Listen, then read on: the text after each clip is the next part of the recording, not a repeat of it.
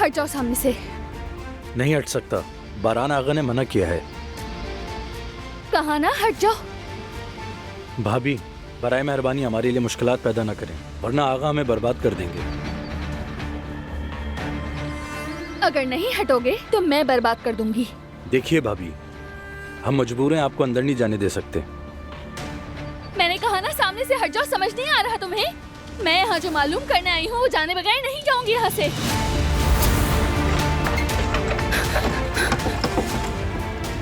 खोलो इसे।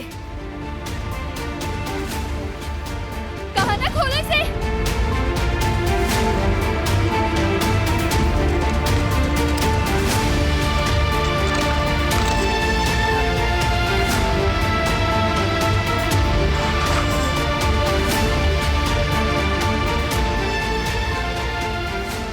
जल्दी आका को फोन करो तो।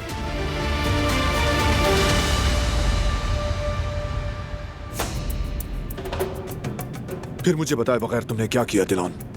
क्या कर दिया ये? हाँ बोलो। आगा, भाभी आई हैं, यहीं पर हैं। जानता हूं, किसी सूरत उसे अंदर मत जाने देना। हम रोक नहीं पाए, वो अंदर जा चुकी हैं। क्या मतलब रोक नहीं पाए? अच्छा जो भी है उसके पास रहो, होशियार रहना। उसे कुछ हुआ तो जिंदा नहीं छोड़ूंगा तुम्हें।